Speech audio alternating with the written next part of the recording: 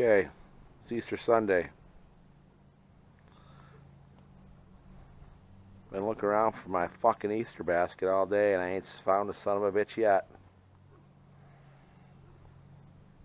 But, let's see what the boys been doing in the shop.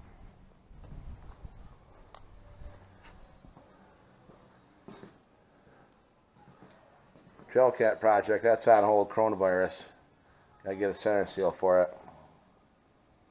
We won't have any idea how to put that back together. There's the crankshaft, got that completely apart. Of course, I didn't mark anything, so I don't have a clue how it goes back together. Well, I kind of know how it goes back together, but I got no alignment marks on it. Should be interesting. The dude's building us himself a box here. He's got some other boxes made that only open a certain way. He can got a little trick box, but he's got them up his house with the polyurethane drying on and stuff. Not Dr. Pepper, polyurethane. We got no heat down here. Springtime, we're just going with whatever. There's a snowplow. You don't know what to do with that. The old snowplow we just used to dump off in the weeds, and that was good enough for that. We didn't care.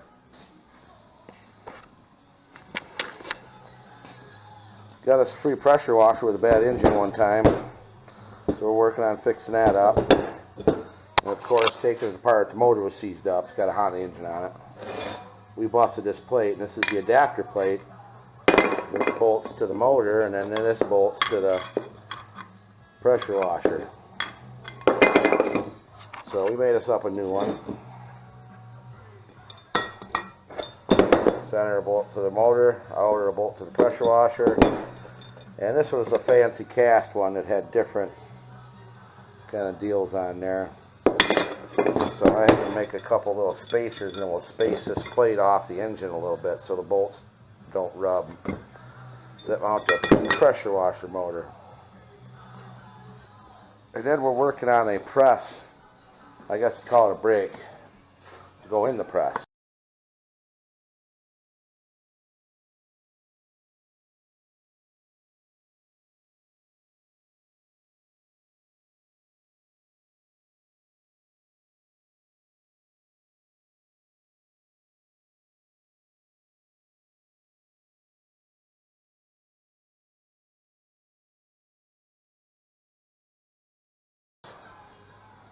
We put a piece of steel in there and bend it. We got this piece made up, the bevel on it. We got to cut this down. We've been practicing with it, but the angle's got to be cut down because you got to pretty much bridge it across like that. So if it was down lower, you could do a smaller bend. Right now, your bend is basically half the distance of this. So like 2.5 inches or whatever. The piece has got to sit all the way over like that.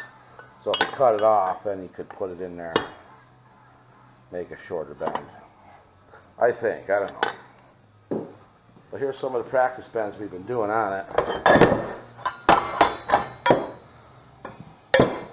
Did that bend. That's like, I don't know, 3/16. Did this bend. 10. This bend here went a little too far, but that's 1/4 inch. 1/4 inch. I don't know how wide it is. 10 inches. 9.5 inches wide. And then here's one of 3/8. It cracked there. I don't know if we just, because we burned the holes in it, we messed up the metal when the holes were cut in it, but It bent it all right, I guess. So that's about it. Oh, we check this out. We machined a little groove in here so this would stay in the, you put a little bolt, the bolt goes in the groove there for the press so it don't fall out of the press. And then we've modified these to have the groove too, so these don't fall out. They used to be just snugged up against there. This is all one diameter. So that'll keep the thing from falling out. Kind of neat. Whatever. Oh yeah, here's a little lamp project. Gonna electrify that, put a little stupid twinkly light in there. Make a little stupid lamp out of a sprocket and a piece of pipe. Put a fancy knurl on that. Gotta have them because I'm afraid of the dark.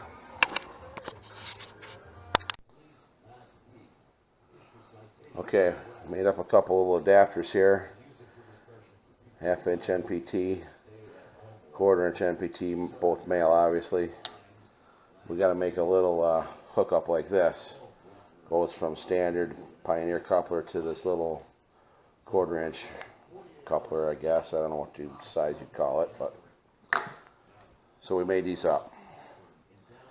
First time I kind of got it boogered up there a little bit, but first time using a taper attachment to cut tapered threads, pipe threads with taper. This side we just used a die because we had a die, makes it easier that way, but we'll see if they work. We'll probably lose all kind of oil to blow off there, and we'll blow oil sky high. So with the oil and buy the right fittings, we probably would have had money ahead just to go to the store and buy the stuff, but what fun would that be? Whatever. Okay.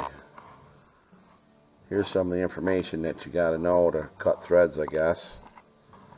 We were cutting a half 14. Basically tells you the major diameter, the minor diameter before you cut the threads on there. Tells you the thread depth, the thread pitch, all that good shit. And some other dimensions it gives you is like this dimension here. That's the dimension how far it should hand screw on there before it bottoms out or stops.